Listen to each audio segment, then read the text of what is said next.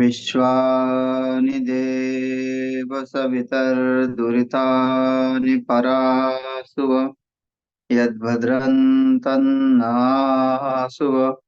ॐ शान्ति शान्ति शान्तिः। वसुदेवसुतं देवं कंसचाणूर्यमर्दनं देवकी परमानन्दं कृष्णं वन्दे जगद्गुरुं। श्री सद्गुरुदेव भगवान की जय। प्रस्तुत श्रीमद् भगवद गीता का तृतीय अध्याय और 35वां श्लोक चल रहा था। स्त्रियां स्वधर्म विगुणः परधर्मास्वनुष्ठितात् स्वधर्मे निधनं श्रेय परधर्मो भयावह। जो परधर्म है वो भयावह है, जो शास्त्रों के विरुद्ध है वो धर्म भयावह है, जो मन से तैयार किया गया विचार वो भयावह है। मन की गति से चलने वाला व्यक्ति कभी भी सत्य को प्राप्त नहीं होता। तो यही कहते हैं कि अपने धर्म का पालन करो, जो जो तुम्हारे ऊपर कर्तव्य है। अर्जुन का कर्तव्य था कि युद्ध करना, उनका और कोई धर्म नहीं था, एक क्षत्रिय धर्म है और क्षत्रिय धर्म का ही पालन करना है। संन्यास लेने का भी अधिकारी नहीं है। तो है ना, शास्त्र को समझाते हुए भगवान कहते हैं कि तू वर्ण आश्रम के अनुसार चल। जो यहाँ यहाँ ये देखा है कि देखो एक शब्द बड़ा विशेष दिया है, विगुण। विगुण शब्द का अर्थ क्या है कि भाई अर्जुन जो कार्य कर रहा है उसको उसमें दोष दिख रहा है। बात समझना पड़ेगी। ये जो 4 आश्रम भी है, ब्राह्मण क्षत्रिय वैश्य और शूद्र, अब सबने अपने अपने धर्म का पालन करना है। अगर ब्राह्मण के श्रेष्ठ गुण है, ब्राह्मण में श्रेष्ठ गुण है, ब्राह्मण के अंदर क्षमा, है ना, शम दम तितिक्षा उपरति, ये सब है ब्राह्मण के पास। लेकिन क्षत्रिय के पास शम दम नहीं है, क्योंकि वो क्षत्रिय है, वो कठोर है, वो क्षमाशील नहीं है, वो दंड दंड देने का अधिकारी है। तो वो उसमें वो गुण कम है। उसका कोमल हृदय नहीं है, कठोर हृदय है। और उसके बाद क्षमा देने का भी गुण गुण नहीं है। तो यहाँ ये भी कहते हैं कि तुम जो क्षत्रिय भाव में हो, क्षत्रिय भाव में तुम्हें भले ही वैराग्य हो गया है, वैराग्य होने के बाद तुम सन्यास की ओर जाना चाहते हो, तुम पाप रहित होना चाहते हो, युद्ध करने से तुमको लगता है कि इसमें सबकी हानि है, फिर भी तुम्हें युद्ध करना है। तुमको दिख रहा है वो धर्म, लेकिन वो धर्म जो पाप रहित भी दिख रहा है, फिर भी वो धर्म भयावह है।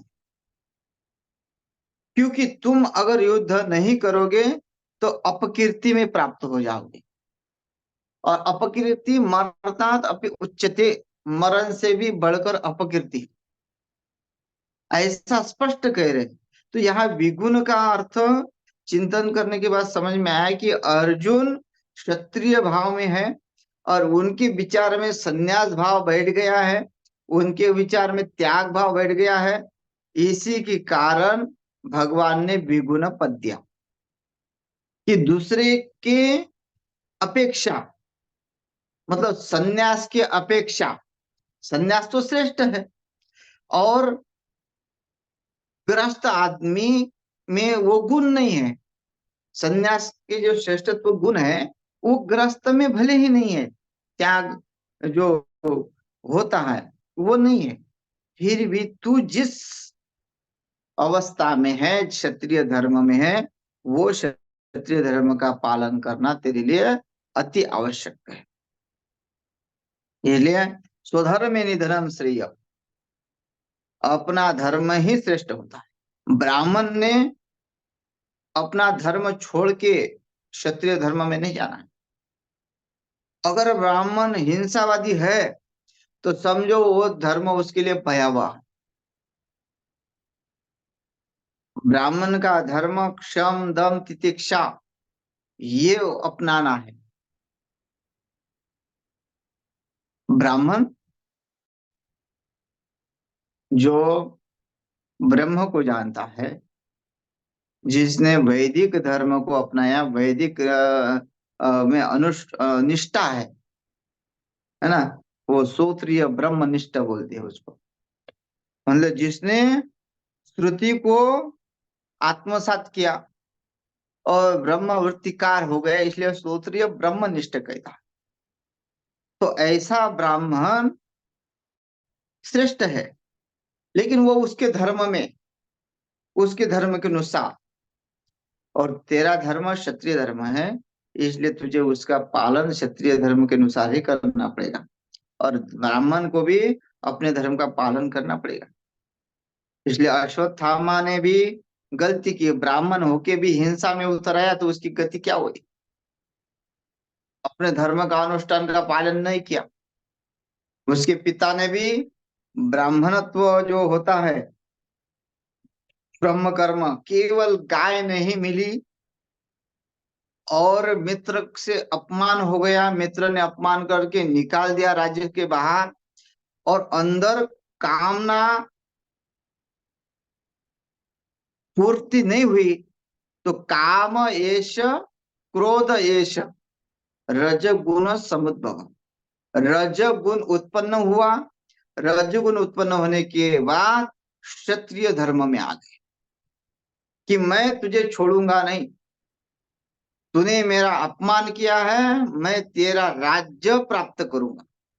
और वही क्षत्रिय धर्म का संकल्प लेके वो हस्तिनापुर गए। हस्तिनापुर में उनका स्वागत हुआ और भीष्माचार्य ने उनको आचार्य पद पे नियुक्त किया, जो शस्त्रों का जो आचार्य है। और अर्जुन से शिष्य भी हुए, महान है द्रोणाचार्य, महान है। लेकिन यहाँ हम जो धर्म समझा रहे हैं कि अगर हम जिस वर्ण में हैं, उस वर्ण में रहते हुए अपने धर्म का पालन नहीं करते हैं, चाहे वो शूद्र क्यों ना हो। शूद्रों का क्या कार्य है? सेवा।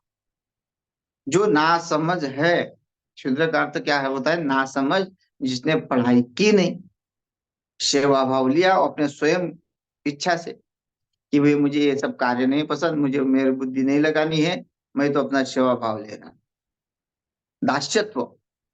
ये कोई छोटा बड़ा नहीं, कोई भी वर्ण में छोटा बड़ा नहीं है, सब अपने अपने व्यवस्था कार्य करना है। जो जो जातिवाद बड़ी है, जो छोटा बड़ा बड़ा है, ये सब बेकार बातें हैं। ब्राह्मण से मुखम आसीत बाहु राजभ्यम कृतः पुरो तद्वश्य पद्भ्याम शूद्रो अजायत। एक ही शरीर में लगा हुआ है पूरा का पूरा, है ना। ब्राह्मणों से मुखम आसीत, जिसने बुद्धि का उपयोग किया, वाणी के वाणी से शास्त्रों का उच्चारण किया, तो ब्राह्मण बन गया। जिसने अपने बुद्धि में शस्त्र अस्त्र और धर्म की रक्षा के लिए, समाज सेवा के लिए अपनी आवाज उठे, वो क्षत्रिय बन गया। जिसने अपने बुद्धि से व्यापार को चुना कि मैं तो लोगों की उदर पूर्ति के लिए सामान बांटूंगा, सब अपने अपने विचार है, वो अपने अपने विचारों से बने, लेकिन उससे में उसकी निष्ठा होनी चाहिए। जो तुमने कार्य कर रहे हो, फिर उसमें कोई बेईमान नहीं होनी चाहिए। क्षत्रिय में आए हो तो क्षत्रियों का कार्य है, तुम निर्णय करो बराबर, किसी के साथ धोखाधड़ी मत करो, और निर्णय ऐसा करो कि जो बिल्कुल सटीक हो, पक्षपात नहीं होना चाहिए, तभी तुम क्षत्रिय हो। तो ये अपना स्वधर्म है। क्षत्रिय का धर्म है पक्षपात रहित निर्णय करना, और वैश्य का धर्म है कि बिना भ्रष्टाचार किए, बिना कुछ मिलावट के अपने सामान को यथा उचित, यथा पर उचित यानी कि दाम उल्टा सुल्टा दे देना, दाम उसका उल्टा सुल्टा बढ़ाना। दो 20 रुपए बाटल और 200 में बेच रहे, छोटा मतलब मन मानी बेच रहे, तो वो भी उसका धर्म नहीं है। वो उसने अपने धर्म को छोड़ के उसने लुटेरे का काम किया, तो वो भी उसमें नहीं है। और शूद्र का काम क्या है कि जिसने अपने बुद्धि से सेवा स्वीकारी, वो अपने सेवा में निष्ठा रखे, चाहे कोई भी सेवा हो। जो कर्मचारी जो जो कार्य लिए आज, अ, यही तो ये जो सेवा अपनाई है ना, लोग जो है जो नौकरियां कर रहे हैं वही एक सेवा ही है। झाड़ू से लेके सरकारी तो नौकरी है, वो जो जमादार होता है उसको भी सरकार पगार दे रहा है, तो सरकार के अंडर में तो सब काम कर रहे हैं। तो उसने अपने अपनी निष्ठा में कार्य करना चाहिए। यहाँ गंदगी छोड़ रहा है, साफ सफाई नहीं हो रही है, हाँ, बस सरकार का ले रहा है सरकार से पैसा और अपना मस्ती से रह रहा। तो ऐसा नहीं है ये। इस श्लोक का अर्थ यही है कि जिस अवस्था में हो उसके का साथ ईमानदारी रखो और कार्य करो, बस यही इसका अर्थ है। और विघ्न का अर्थ ये हुआ कि जिसमें भी तुम हो, तो तुम ऊपर का मत देखो कि मुझे मेरा कार्य छोड़ के मैं वही बनूंगा। भाई तुम्हारा सामर्थ्य ना, तुम जिस वर्ण में आए हो, तुम्हारे बुद्धि में जो संकल्प था वो उसके अनुसार बन गए, और तुमने वो काम चुना। और तुम अलग ही सोच रहे हो कि नहीं, मन मन को चंचल करके उल्टे पुल्टे काम हो रहे हैं, जिसमें ज्यादा पैसा है उसमें चलो, हैं? कुछ नहीं हो रहा है तो राजनीति में उतरो। तो ये है लोगों का काम, मतलब कैसा इकट्ठा हो जाए धन किसी भी मार्ग से, लेकिन अपना काम बन जाए। तो ऐसे व्यक्ति का धर्म भयावह है। तो यहाँ कहने का अर्थ है कि जो ब्राह्मण है उसने अपने धर्म का पालन करना चाहिए, क्षत्रिय है तो क्षत्रिय धर्म का पालन करना चाहिए, वैश्य है वैश्य ने अपने धर्म का पालन करना चाहिए, और शूद्र है तो शूद्र ने अपने धर्म का पालन करना चाहिए। ये सब एक ही के अंदर है, अलग अलग जाति नहीं है। जिसने जो जो कार्य लिया उस कार्य से उसके साथ ईमानदारी रहे। उपनिषद में कथा आती है ब्राह्मण की। जो ब्राह्मण है अपने धर्म का पालन कैसे करता है। अकाल पड़ गया राज्य में, सब लोग गांव छोड़ छोड़ जाने लगे, और ब्राह्मण निष्ठावान है अपने गांव को नहीं छोड़ना चाहता है। तो अकाल पड़ने के बाद भी भूखा रहना पड़ा। लेकिन नियम है शास्त्रों का कि अगर तुम्हारे प्राण अब छूट ही रहे हैं भूख से, तो तुम किसी को याचना कर सकते हो, चाहे कोई भी हो। वैसे तो तुम किसी के घर का पानी भी नहीं पी सकते। जहां पानी कहाँ से पियो, या शुद्धता हो पवित्रता हो, वहां का पानी पी सकते हो। भोजन ऐसे कहीं भी नहीं कर सकते। तो ये ब्राह्मण ने देखा कि अकाल पड़ गया, पत्नी ने कहा कि अगर हमको कुछ खाने को नहीं मिला तो हम मर जाएंगे, फिर हमारा धर्म कहाँ से होगा। कम से कम जीवित रहेंगे तो आगे का धर्म हो जाएगा। तो इसलिए जीवित रहने के लिए कुछ ना कुछ तो खाना पड़ेगा।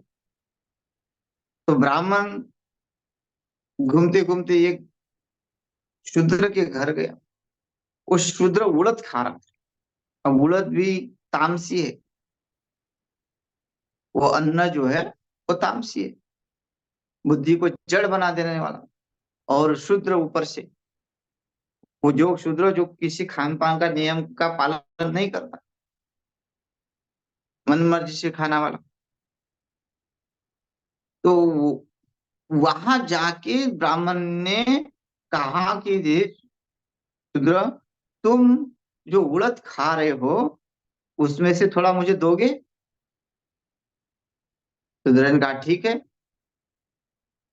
अगर तुम्हें इच्छा है खाने की तुम ले लो। और उसने उसमें से कुछ उड़द, जो खा खा रहा था, उसमें से उड़द कुछ दिए, और ब्राह्मण ने अपने पोटली में बांध लिए और कुछ वही खाए।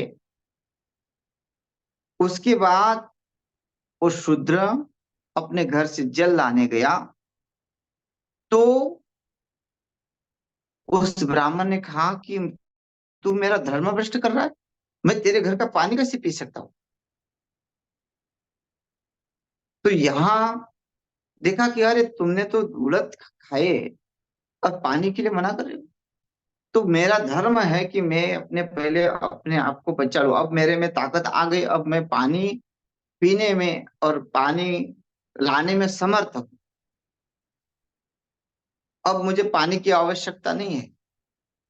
तो जहां मेरा या देखो, धर्म बड़ा मर्मज्ञ है। धर्म को जानना बहुत ही कठिन है। जो अपना जान बच रहा है, पहले लोगों ने मुगलों के काल में जब अपनी जानें बचाई, तब वो इस खंडरों में या पहाड़ों में भाग गए। अपने बहू बेटियों को बचाने के लिए पहाड़ों में चले गए। और पहाड़ों में क्या है खाने के लिए? कुछ भी नहीं।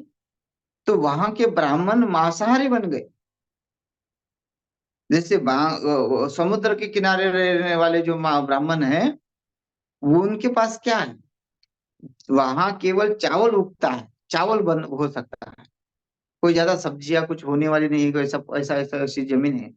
केवल चावल का उत्पन्न करो, और वो लोग वहां से मछली पकड़ेंगे, मछली के साथ चावल खा लेंगे। तो ये प्रथा पड़ गई। अब इसलिए अब देखो, रामकृष्ण परमहंस वो बंगाल में है जो मांस का भोग लगाते हैं, क्योंकि प्रथा जो आई हुई है, क्योंकि उनका उन्होंने वो कहा कि वो धर्म बना दिया। अब उससे कोई उनका फर्क नहीं पड़ता। जिनको साक्षात्कार हुआ देवी का, वो खुद मांस खा रहे हैं, ऐसा सुनने में आता है। तो धर्म को समझना कठिन है। तुम जिसमें पहले से हो, वो उसी के ऊपर निष्ठा रखो। ये नहीं कि हम बदमाश है तो फिर बदमाश की करें। नहीं, व्यवसाय मतलब अनासक्त होके कार्य करना है। भगवान यहाँ तो एक जगह कहते हैं, संत तुकाराम, ऊंच नीच नेनो काही भगवंत तिष्ठे भाव भक्ति देखुनिया, दास्य पुत्र कन्या विदुराच्या भक्षी। आगे कहते हैं कि सजन कसाया बिल्कुल आगे मास। परमात्मा जब कार्य करते हैं तो सबके उच्च नीच किसको देखते नहीं है। उनका, क्योंकि उनका धर्म है कि सबको एक भाव में देखना।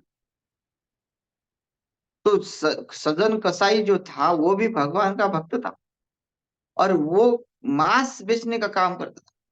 तो भगवान भी उसके साथ बैठ के मांस बेचने लगते थे, है ना। जनाबाई के साथ जो है जातक घुमाने लगते थे।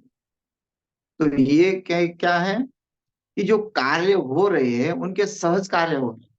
वो जोर जबरदस्ती दबाव देके नहीं। जैसे वही कहते अर्जुन को, जब दबाव देके मत करो कि तुमको ये क्षत्रिय धर्म में दबाव आ गया तो तुम पलायन हो रहे हो। पलायन मत होना, संन्यास की ओर मत जाना। संन्यास को समझो पहले। ये जिस अवस्था में रहो उसी में अनासक्त रहो, तो वही संन्यास है। संन्यास का मतलब क्या है? अनासक्त जीवन जीना ही संन्यास है। तो ऐसा जीवन जीने के लिए स्वधर्म का अनुष्ठान करना पड़ेगा, तभी कार्य सिद्ध हो जाएंगे। और नहीं तो पर धर्मो भयावह। इस श्लोक के ऊपर और ज्यादा चर्चा नहीं करते हैं। आगे कहते हैं, अब ये अर्जुन ने सब सुना कि परधर्म भयावह है, और लोग फिर भी कार्य कर रहे हैं। परधर्म भयावह होने के बाद भी लोग अपना धर्म छोड़ के परधर्म में जा रहे हैं, क्योंकि राग द्वेष के कारण। तो ये राग द्वेष कहाँ से उत्पन्न होता, कहाँ से आया? आदमी उसमें प्रवृत्त क्यों होता है? इस और इसमें प्रवृत्त करने वाला उसको कौन है? यह अर्जुन के मन में आ रहा है।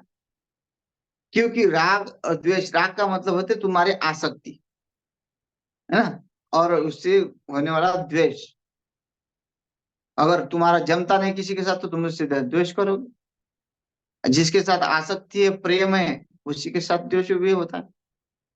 अपरिचित व्यक्ति के साथ कभी द्वेष नहीं करता आदमी।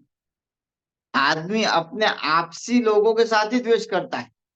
चाहे महाभारत उठा उठा के देखो, चाहे रामायण उठा के देखो।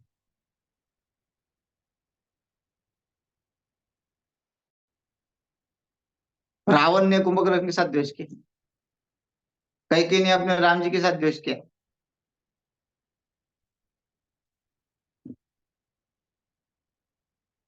हिरण्यकश्यप ने अपने प्रहलाद के साथ द्वेष किया। तो ऐसे शास्त्रों में अनेक उदाहरण मिलेंगे। कंस मामा ने साक्षात अपने भांजे के साथ द्वेष किया। तो बहुत सारे उदाहरण हैं कि राग भी, प्रेम भी उस हो अपने में, और अपने में भी द्वेष हो जाता है ना। दुर्योधन ने अपने भाइयों में से द्वेष किया, प्रेम हट गया तो द्वेष आ गया। तो ये ये द्वेष इसके अंदर, इनको कौन जागृत करता है? क्योंकि बचपना होता है तो उसमें किसी के राग द्वेष तो होता नहीं किसी के साथ। फिर ये आया कहाँ से? इसको लाया कौन? यही अर्जुन का प्रश्न है। अथ श्री अर्जुन उवाच अथ केन प्रयुक्तोऽयं पापं चरति पुरुषः अनिच्छन्नपि वार्ष्णेय बलादीव नियोजितः। वार्ष्णेय वृष्णि वंश में उत्पन्न हुए भगवान श्री कृष्ण, इसलिए उनको वार्ष्णेय कहा गया। अथ केन प्रयुक्तोऽयं, ऐसे कैसे इस पाप में प्रवृत्त हो जाते हैं लोग? किसके कहने पे होता है अथ केन? फिर यह मनुष्य, फिर पुरुष, पापम चरति पुरुष, ये पुरुष न चाहता हुआ भी। कौन चाहता है पाप करना? कोई चाहता ही नहीं है पाप करना। सब कोई चाहते मेरे से अच्छा हो, पुण्य हो, या फिर वो गलत काम होने के बाद भी ये चाहता नहीं हो कि ये पाप ही मेरे से हो, मतलब इसका पाप हो रहा है, ये नहीं चाहता। वो चाहता है कि जो हो रहा है हो रहा है। वो पाप अगर होता है तो वो नहीं चाहता कि अरे ये तो पाप हुआ, क्योंकि पाप का दंड पता है। तो फिर भी बलात् जो है, क्यों उसमें प्रवृत्त हो जाते हैं लोग? कौन उसको प्रेरित करता है? अथ केन प्रयुक्तोयम। हम्म, प्रयुक्त मतलब प्रेरित होकर। कौन प्रेरित करता है उस पापी को पाप करने में?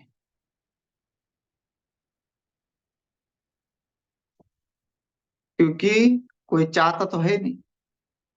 फिर हम कहेंगे कि हमसे राग द्वेष हो रहा है। कौन किसी के साथ राग द्वेष करना चाहता है? कोई नहीं। सब ठीक ठाक रहना चाहते हैं। लेकिन ये अपने आप राग द्वेष उत्पन्न हो जाता है। मनुष्य अपने प्रतिद्वंदी को देखते ही अपने अंदर विचारों में पड़ जाता है कि मैं इसके साथ कैसे बदला लूं, और अंदर के अंदर बुद्धि में बैठा रहता है कि ये मेरा शत्रु है। और देखते ही उसके अंदर वो क्रोध निर्माण होता है उसके प्रति, बिना कारण। उसने ना कुछ कहा, कुछ भी नहीं, है ना। जैसे कोई प्राणी आया, देखो मनुष्य की बुद्धि, कुत्ता अगर दिखे तो अंदर से मन में अंदर, अरे इसको मैं कैसे भगाऊंगा, ये सामने आया एक मुझे काटेगा, मतलब पहले से ही उसके साथ द्वेष कर रहा है। वो आया ही नहीं, पास आया नहीं, देख नहीं रहा है, फिर भी वो उसके प्रति करे नहीं, ये तुम्हारा कुत्ता काटेगा तो नहीं, उसको बांध के रखो। मतलब पहले से उसके साथ द्वेष ले रखा है कि मन में भर गया कि काटने वाला है। वैसे अपना प्रतिद्वंदी है कि ये मेरे से बढ़कर है, और बढ़कर होने से ये मुझे आगे नहीं जाने देगा, इसलिए उसका द्वेष उसमें उत्पन्न हो जाता है। इसलिए कहते हैं कि बलात्, जबरदस्ती से, हे वार्ष्णेय, ये जबरदस्ती से जो है, क्यों लोग इसमें ढकल जाते हैं, क्यों पाप में प्रवृत्त हो जाते हैं न चाहते हुए भी, क्यों पाप का आचरण करते हैं, ये हमको समझाओ।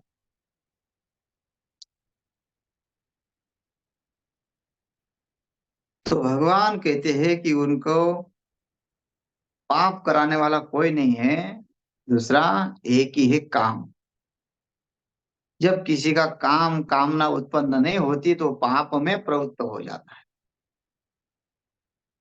श्री भगवान उवाच, काम एष क्रोध एष रजोगुण समुद्भव महाशनो महापाप्मा विद्येन मिह वैरिणम। यहाँ कहते हैं कि रजोगुण से जो उत्पन्न होता है, तीन गुण है, सत्वगुण, रजोगुण और तम। और रजोगुण के सत्वगुण कभी किसी के साथ राग द्वेष नहीं करता, समभाव रखता है। और राग द्वेष करने वाला कौन व्यक्ति है? क्षत्रिय, जो बार बार में मारने के लिए प्रवृत्त हो जाता है।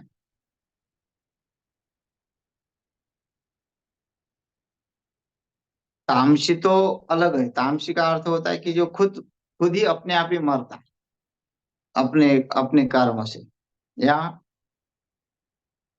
ऐसा जीवन जीता है कि वो रोग आदि उसको उत्पन्न हो जाती है। जैसे शराबी आदमी, शराबी आदमी क्या किसी के साथ राग द्वेष करेगा? वो अपने आप ही खत्म, समाप्त हो जाता है, वो अंधकार में है। उसको उसको कम से कम रजोगुनी व्यक्ति के लिए तो अपने लोग है, अपने लोगों का विचार करते हुए, है ना, कि मेरे लोग, मुझे भी सुख मिले, मेरे लोगों को भी सुख मिले, मेरे घर परिवार को सुख मिले, मैं अपने बच्चों के लिए कमाऊं, चाहे कैसा भी कमाऊं, लेकिन अपने बच्चों के लिए अच्छे से व्यवस्था रखूं, अच्छा पढ़ाई दूं।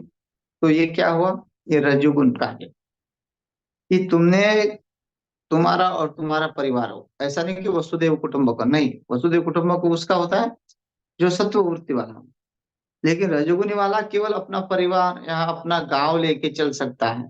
पहले वो अपनी पूर्ति करेगा, फिर दूसरे के लिए परोपकार करेगा।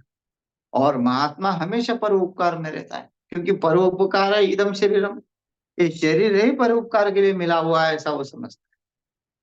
तो ये जो रजोगुनी है, वो हमेशा कोई ना कोई कामना लेकर उत्पन्न होता है। उसको बिना बिना कामना का जीता ही नहीं है। अर्जुन कहते हैं कि कौन उत्पन्न करता है इसके अंदर ये राग द्वेष? ये कामना। उनके प्रश्न का इतना ही था कि ये जो राग द्वेष है, जो पाप में प्रवृत्त हो रहा है, गलत आचरण कर रहा है, इसका कौन जिम्मेदार है? हैं? प्रयुक्त एवं पापम चरति पुरुष अत केन, कौन जिम्मेदार है इसका? तो कौन जिम्मेदार है? एक काम जिम्मेदार, जो अंदर इतनी इच्छा भरी हुई है, वासना भरी हुई है, वो कभी भी समाप्त नहीं होते। तृष्णा न जीर्णा वयमेव जीर्णा, तृष्णा कभी जीर्ण नहीं होती। मनुष्य जीर्ण हो जाता है, बुढ़ा होके मर जाता है, लेकिन उसकी तृष्णा उतनी ही बलवान रहती है जितनी बचपन में, उतना ही काम उसके पास होता है शुरू में जितना लास्ट में। तो ऐसा काम का उपभोगी व्यक्ति ही पाप करने में प्रवृत्त होता है। तो ये श्लोक जो है, भगवान कह रहे हैं, काम यश क्रोध यश रजगुण समुद्भव महाशनुमा विद्येना मिह वैरिणम। इस श्लोक की व्याख्या हम कल करेंगे। यही समाप्त करते। हरि ओम तत्सत।